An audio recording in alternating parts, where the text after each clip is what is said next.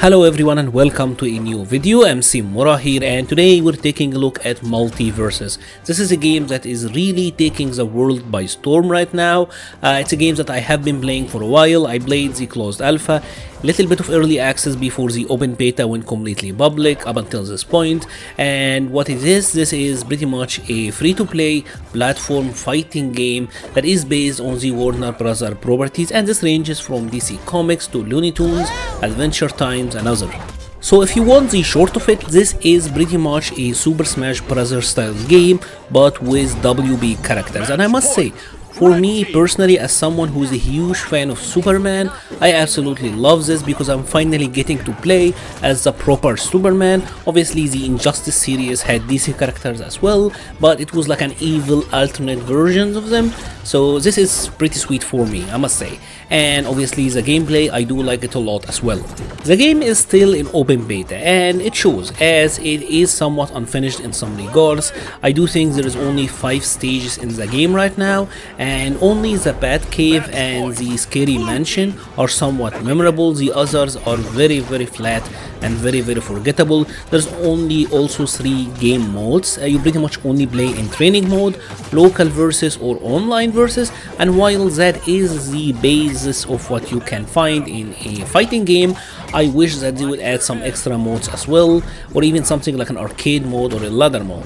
Like I said previously, this game is a free-to-play game, and this comes with a lot of package that we kinda have to talk about. The open beta comes with 4 characters unlocked from the start, and they are on a free rotation that will change every 2 weeks.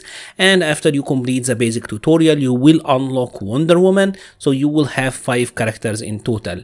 Now, if you want to unlock any more characters, you can do that by spending coins, and coins is a currency that you get by just playing the game.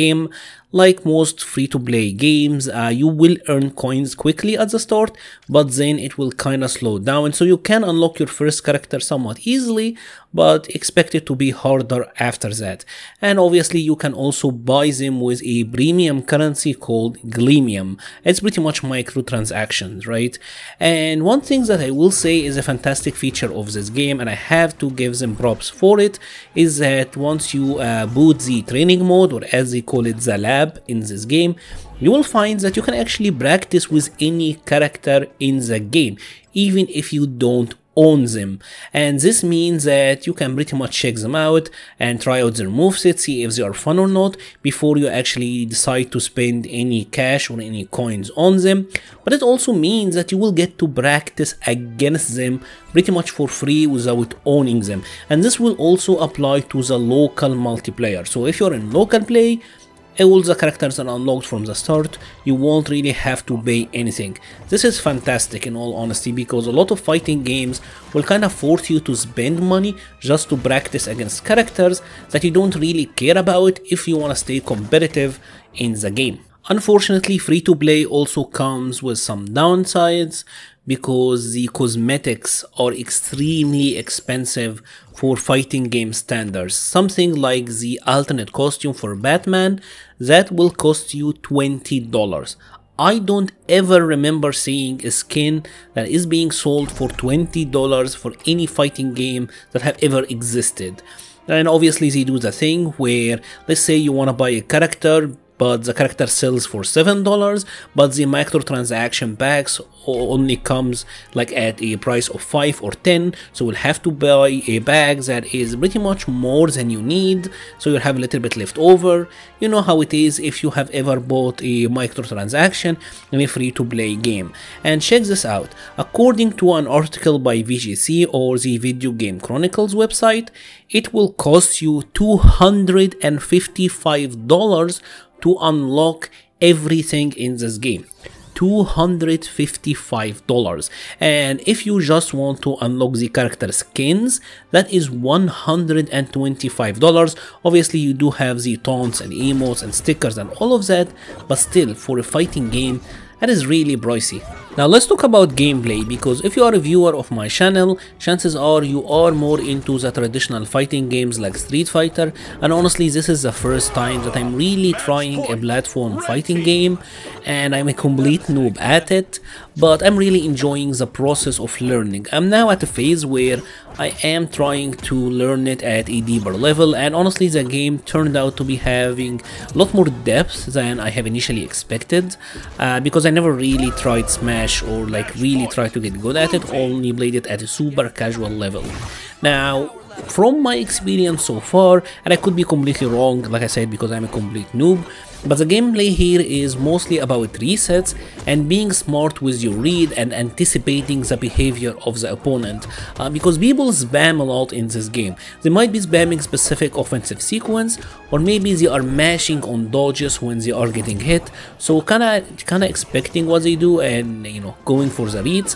That does seem like what the game is all about, and I will say the neutral time is taking a little bit to kinda get used to, but I'm really enjoying it and it's really refreshing, honestly. It's unlike anything that I've really tried before. Now, much like what you would expect in a Smash-like game, as you inflict more damage into the opponent, they will be knocked back further and further when they get hit, and the goal is to knock them off the stage, right? And this game comes with 3 main modes of play. You have 1v1, you have 2v2, and you have a free-for-all mode. We were told by the devs before the game came out, and even the game itself actually tells you this, that 2v2 is the recommended playing mode, and if you have some time with it, you will clearly see that yes, it is actually the mode that the game, the characters and the mechanics were designed around. And characters do come in different classes. You have tanks, characters like Superman, these usually have armor. You have support characters, you have bruisers, there are multiple classes, and the game also does a good job of letting you know which like how the character pretty much excels, like which plane do they do well at. So you will have characters like Harley Quinn that will tell you it's really vertical, or characters like Wonder Woman that is horizontal, or character like Superman who will do fine in both air and grounded combat. Now one thing I will say is that for me personally, right, this is just speaking from my own personal experience, I had more fun of 1v1 gameplay over 2v2 battle. Now maybe it's because I'm just starting the genre, but I have found 2v2 to be a little bit too chaotic. There is a little bit too much going all over the stage, at least for me to keep up. There is certainly reliance on teamwork, and you can see strategy there, right? But a lot of it seems like you will need teamwork to work. And obviously if you are solo queuing, you're pretty much relying on your luck, on who you will end up playing with. Maybe you will have someone really good, or maybe you won't. You do select your character before you try to queue up for a match, so sometimes you will have just 2 tanks or like 2 assassins, like some team combination that pretty much will not work. Now one thing I will also say is that I have found connection issues, like getting errors before the match even start, much more likely to happen in 2v2 than 1v1. Now the good thing is once you actually start the match, the game does have rollback, and it does actually have crossplay, so you can play with your friends that are not even on your same platform. And I must say, the netcode here is fantastic. Right, it's very good. Even with 4 players in the same match, the connections from my experience have been very positive, and I will say that the overall user experience in this game is actually very positive. Matchmaking is very fast, like you get match within seconds. Obviously the game has a gigantic player count now. It is like it's doing crazy numbers on Steam, and you can expect the consoles to have a ton of players as well. The menu design is simple, and there are some things that I really like about it, like the user experience overall is fantastic. Something like the game having a section that will take you to see the patch notes in the game is great, right? I don't understand why other fighting games don't show you the patch notes. It's something so simple, but it actually makes a lot of difference. It really respects your time, and I must really say thank you for them for including details like this. Now obviously when it comes to 1v1 gameplay, not all characters translate well to 1v1. There seems to be some balancing issues there, at least more than 2v2. At least for now I'm finding Finn to be very overpowered, but the game is being constantly patched and the devs are paying close attention. Earlier obviously Taz was really overtuned with his spin attack, but that got normalized. Now one thing about this game that I'm not really sure of as of right now are the perks, and before you start the match you get to assign 4 perks to your character, and these are straight out buffs, right? You will unlock them as you level up the characters as you play as them, right? And because they are flat out buffs, if you don't have them, you will certainly feel like you are at a disadvantage. In many ways, this is reminding me of the gems from Street Fighter Cross Tekken.